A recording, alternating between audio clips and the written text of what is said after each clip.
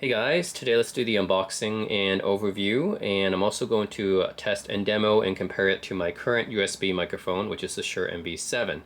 And yeah, this is called the PodMic USB, implying that it could be good for podcasts, but it markets itself as a broadcast microphone. And it's by Rode, an Australian company that focuses on making many different microphones. They've been doing it for quite a while. Pretty popular in the USB microphone world as well. And I did a video actually a few months back comparing a Rode microphone, which is the NT-USB Plus, I think. And I was comparing it with the Audio-Technica microphone that I bought, as well as the Shure MV. And I think, and my Blue Yeti Nano as well. And I think the reason why I ended up picking the Shure MV7 is mostly because of the XLR capabilities, not just being able to use it through USB. But Rode also makes this microphone, which in addition to USB support, it also supports XLR as well. So it pretty much is a direct competitor, a more direct competitor to the MV7 that I have. So yeah, I decided to pick it up. It's pretty much the same price as the Shure MV7 Plus if you get it with the stand. It's around $300 US if you get it with the stand. And yeah, you can use it both USB and XLR, which for me is a big plus because when I want to record music, like vocals and guitar, I prefer to use it with an audio recording interface with the XLR input. And then of course, when I'm just using it for podcasting or for recording videos for gaming, then yeah, then that's when I would use the USB input. So anyways, let's get down to looking at this device and unboxing it. So broadcast quality, XLR USB connectivity, that's what I'm looking for. Studio grade processing, 3.5 millimeter output XLR USB headphone volume control. Cool. Here, same thing. What's the studio grade processing mean? I'm not sure. The picture shows a guy using it with a stand, but you actually had to buy it separately. I don't think this, yeah, if you buy it like just the PodMic USB, it does not come with the stand that it's showing in the picture here. So you have to buy that separately. And I also have it too. It's called the Rode DS2 desktop studio arm. So if you buy them both together, then it costs about, yeah, $300 US. This one, I think if you buy it separately, it's like $100 less. It's like $200 without this stand. Yeah, the stand by itself costs like $200, but it costs like $100 by itself. So yeah, that's a pretty expensive stand. But yeah, let's get on to it. And the reason why I got this, by the way, is because I'm a bit unsatisfied with my Shure MV7 because my Shure MV7, so when I'm playing videos, like recording videos and playing games with it, I notice that it picks up a lot of low frequency noises, like when I'm typing on a keyboard or just when I accidentally hit my desk when I'm playing games. It captures the sound a little bit too loudly, so I would like to have a better low pass filter on a microphone, and I wonder if the Rode PodMic USB can do that. And from my previous Rode mic that I tested, the NT-USB Plus, I actually really did like the sound quality on it. That one was actually personally my favorite out of all of those in the video. I just didn't keep it because it didn't have the XLR capability, but this one does. So yeah, hopefully this one will perform better when I'm, using it for recording and doesn't pick up the low frequency noises as much. I find like the Shure MV7 picks up a little bit too much of that. Also, the other issue with the Shure MV7 that I have is that it doesn't go loud enough. Like I would push the volume of the microphone up to full 100 and it still really isn't loud enough. It's just the sound of the game usually drowns it out.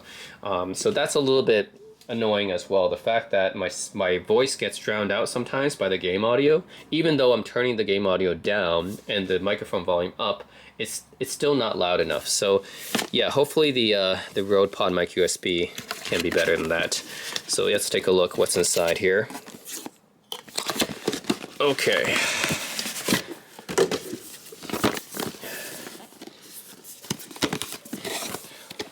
It looks like it's inspired by a few classic designs of the past. It's not really, it's not exactly as vintage looking as some of Shure's other mics, but like Shure definitely makes a lot of vintage looking microphones if you go to their Motive range. But yeah, this one, it definitely looks a little bit vintage, but not too much so. But yep, definitely a little bit more vintage looking than their other mic, the NT-USB. Okay, so this is PodMic USB, regulatory and safety guard. Okay, don't care about that too much. What do you get in this box here? Micro USB? Should be USB-C, yeah. USB-C. Oh, by the way, this is another thing about the Shure MV7 that I don't like, is the fact that it doesn't use USB-C. It actually still uses micro USB. So yeah, the Rode mic is more up to date because it uses USB-C, which is what everything should be using now. I know it's kind of crazy that the Shure MV7 still uses the well, at least the Shure MV7 does. The MV7 Plus, I think, might be using USB-C. But anyways, the Shure MV7 that I have uses micro USB. So it's pretty out of date when it comes to that connection. This one, the Rode mic, does use USB-C, as it should. So that's good to see. Yeah, that's just like a little nitpick for me. Using outdated technology like micro USB in 2023 or 2024 is crazy. Okay. So this is a pop filter, I think. It makes sense to be a pop filter because, well, it could be a windscreen technically, but you're not really going to use this much outside, I don't think. If you're using it indoors, then yeah, it's probably a pop filter.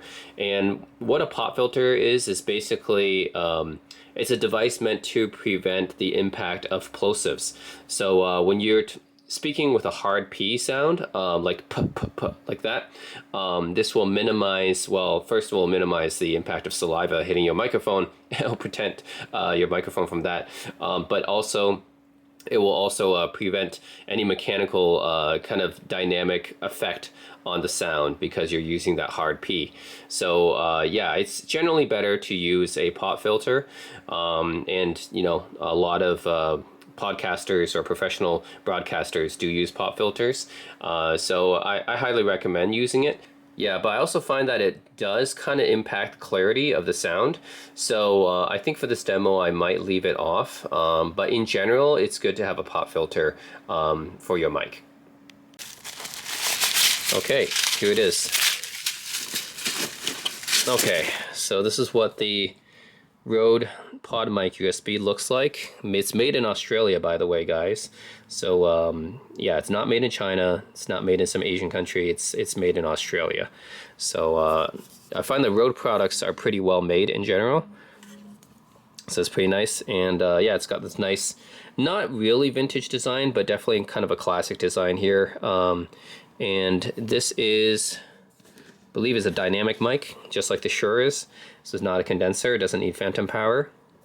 It should be a cardioid pattern as well, just like my Shure is, because most mics these days use cardioid or super cardioid, which is a pretty standard pattern for microphones to use. Yeah, it's just a general all-around useful pattern is to use the cardioid. So yeah, so this is what it looks like. Like I said, it does not come with a stand in the box. So if you guys see like this marketing material or image promoting like this guy using it with at least that's what I saw, right? Oh, it's on this outside here, yeah. If you see this marketing material of this guy using it like this, just keep in mind that you need to buy that stand separately. It does not come with that. So yeah, this is all it comes with in the box, guys, is the microphone itself and the windscreen. So this is what it looks like. And then if you put the windscreen on, it looks like this. Looks kind of bulky.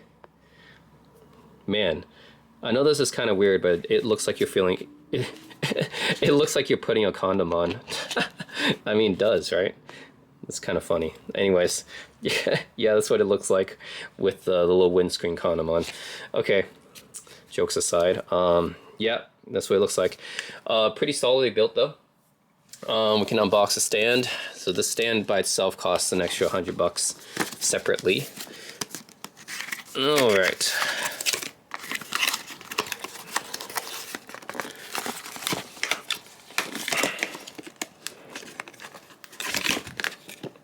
Oh, come on. This thing is actually pretty heavy. You can tell there's definitely some bulk to this one. This is a heavy stand. Okay, so this is not your Amazon basic stand. It's not your typical cheap stand like that. It comes with,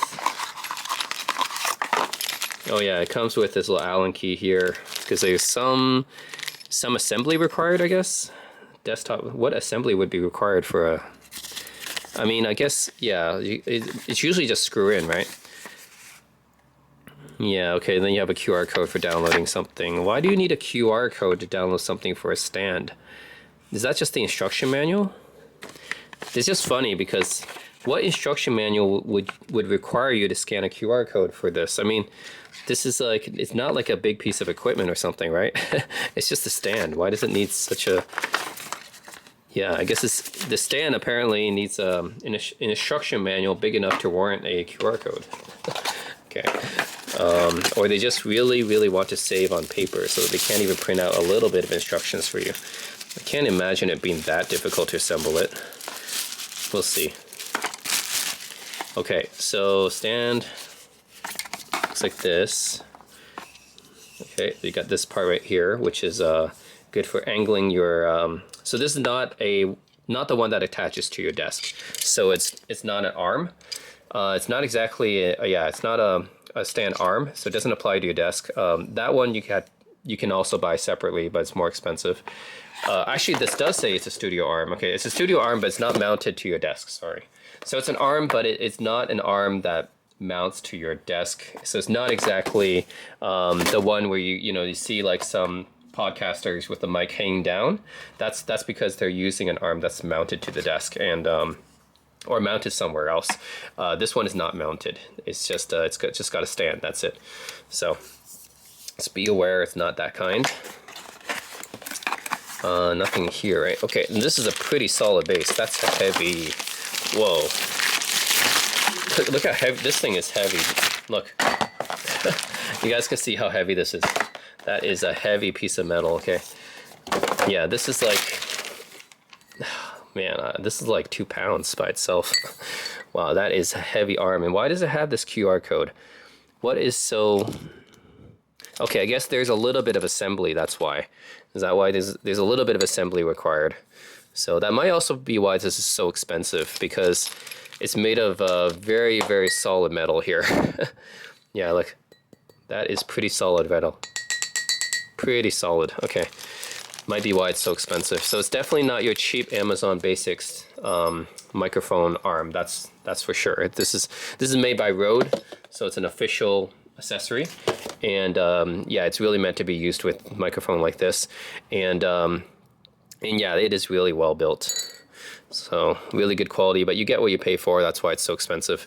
And let's see here, it's supposed to be mounted like that, so I have facing this way, and I can adjust it like this. Okay, yeah, actually we're just going to use the Allen key here to screw this on. It should be pretty straightforward. I don't think I need to use any QR code to scan something. I mean, this is pretty straightforward, right? Why do you don't need a manual to know how to use an Allen key.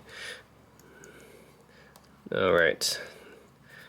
Anybody who has done anything through IKEA, you know, it's pretty straightforward to do something like this. Yeah, so yeah, just use an Allen key to screw things in. Okay, don't need an instruction manual for that. Okay, I think we got it. Okay, and that's pretty much the arm that's assembled here. Yeah, and it looks something like this, basically. Yeah, essentially looks something like this once you assemble it. And yeah, you have 2 points, right? 1 point here, and you have another point here where you can use to move this, and then you can attach this to the mic. So let's go over the mic controls. I forgot to do that. So yeah, that's pretty important. So down here you have the this is the thread here to attach to this mount. You can also buy third-party mounts. You don't have to buy this Rode one, but I just bought the Rode one because, you know, it's the most compatible, right? It's made by the same company. And then if you look down here, this is where the controls are. So it has a USB-C connection to connect to your computer. I think this is also looks like some kind of reset button or something. Not exactly sure what that's for.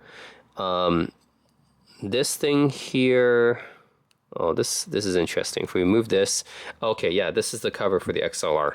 So yeah, that's your XLR input.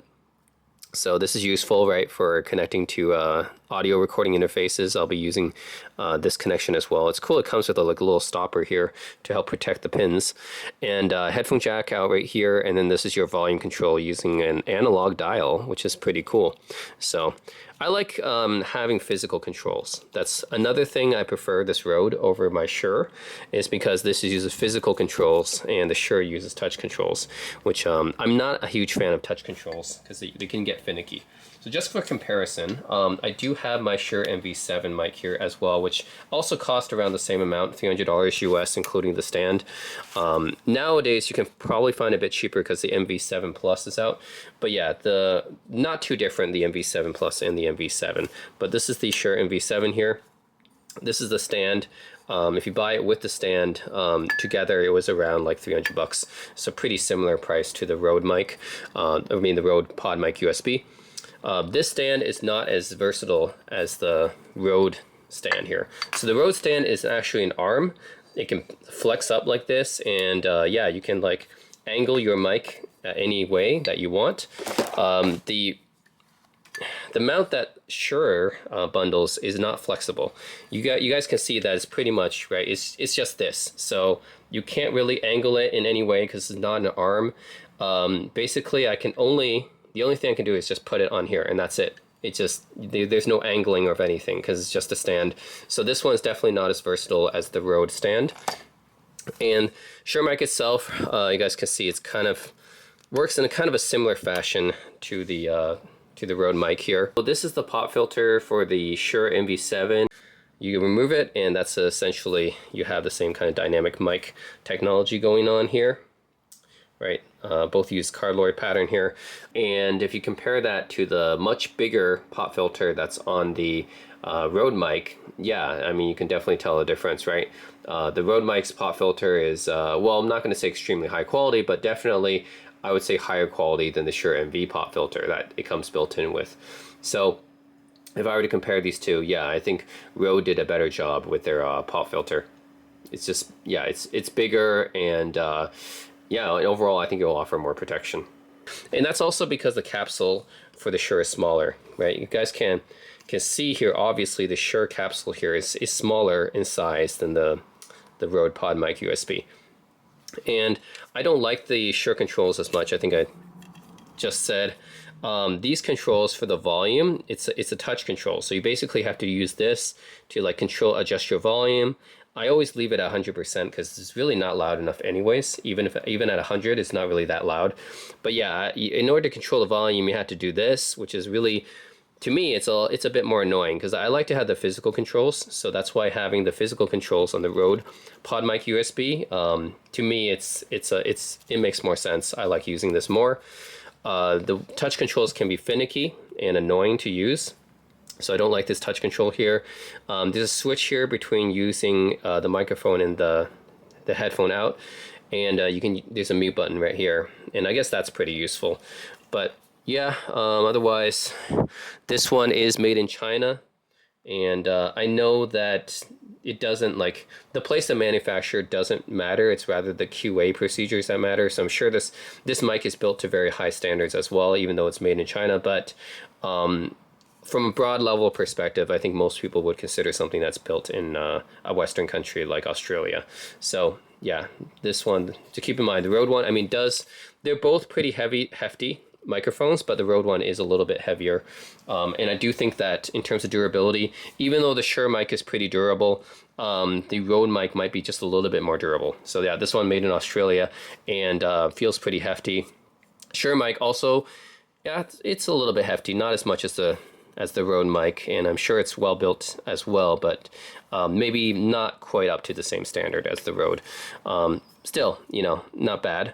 The build quality is not bad, but just I think Rode is another level up. So yeah, this one made in China, touch controls.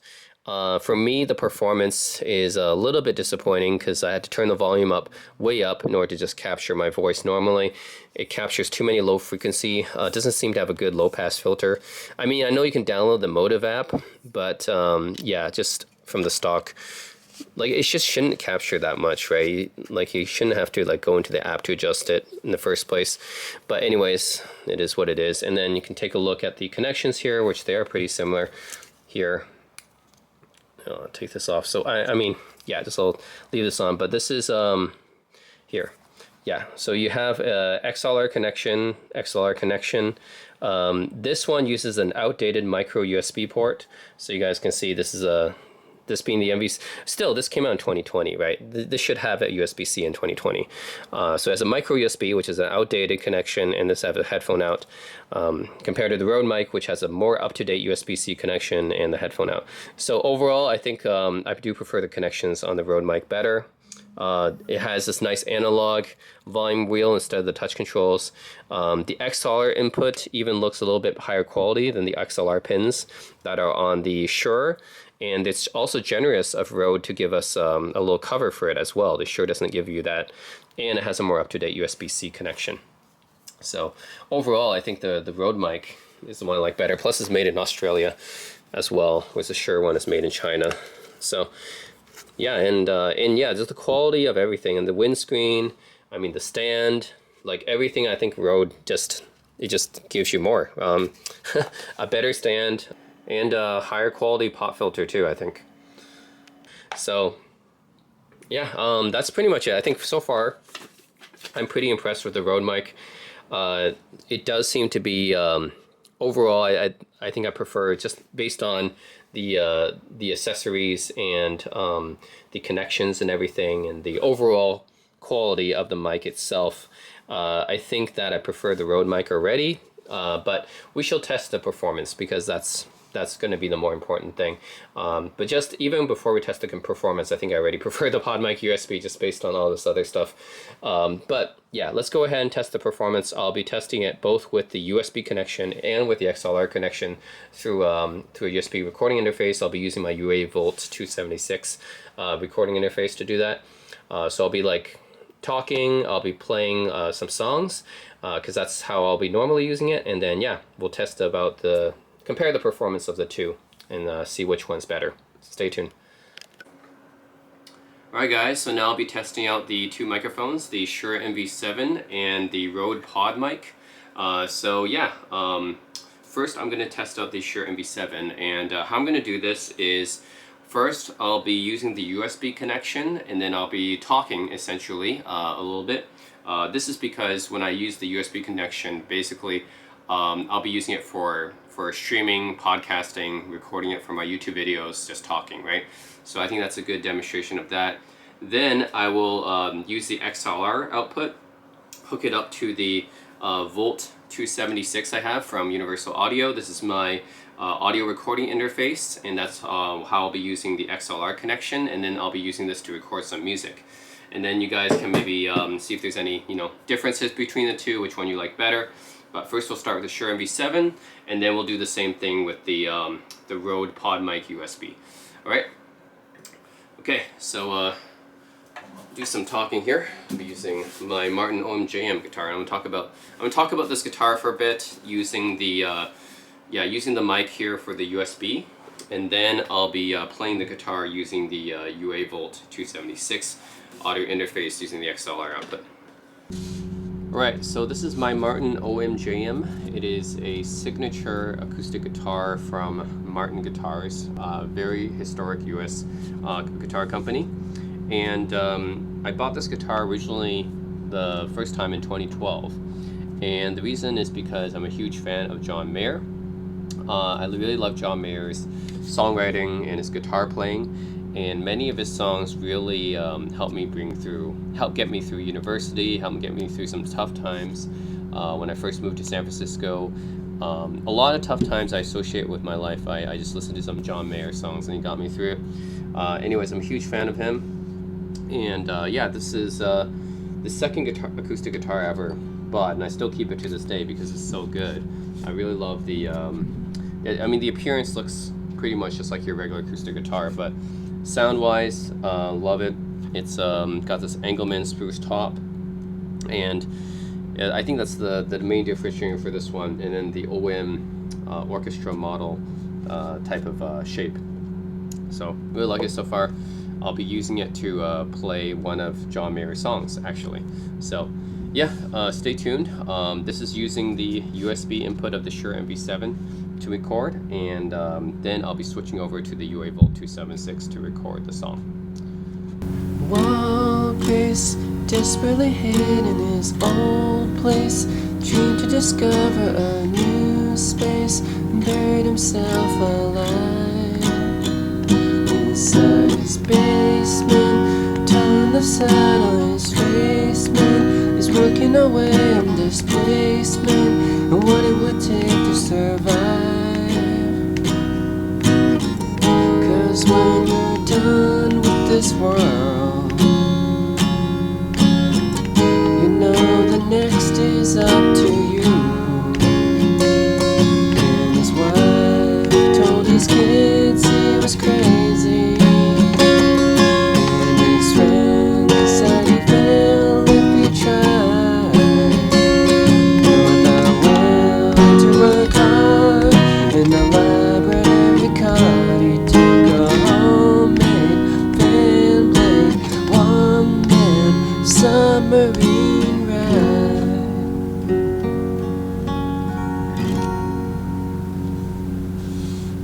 Okay, so now I have the Rode PodMic USB right here, and I'll be doing the same thing. For the first part, I'll just be talking a bit, and I will be using the USB output of the mic, and then I'll be using the UA Volt 276 for the second part for using the XLR output, and I'll be recording some songs. So yeah.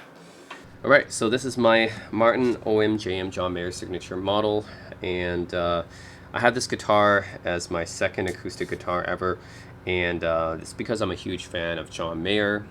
He's always been an inspiration to me for his songwriting and his guitar abilities, and he got me through a lot of tough times actually in university and when I first moved to San Francisco.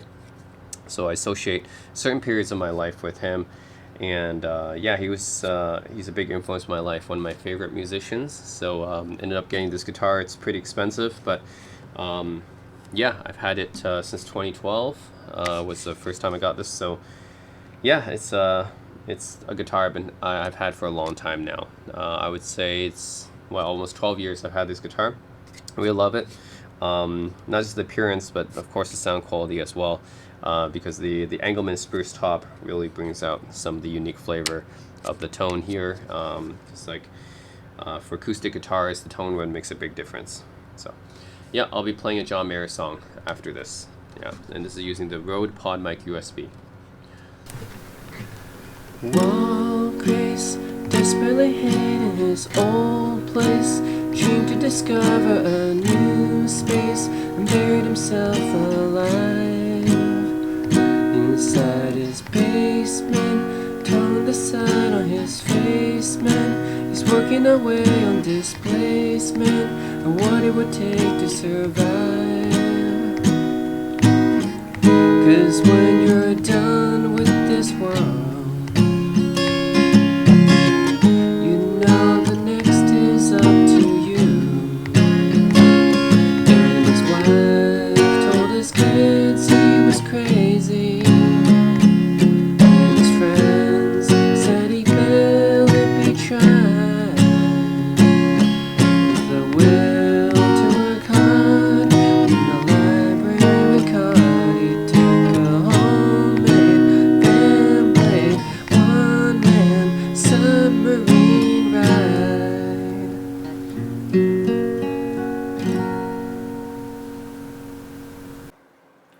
I think for me, I like a few of the features of the PodMic USB a little bit better, but I think overall it's pretty close. It just comes down to a few minor feature differences. But yeah, let me know what you guys think in the comment section below. I hope in the future, right, I can continue using this one and be good enough for my videos. So yeah, let me know. As always, thanks for watching.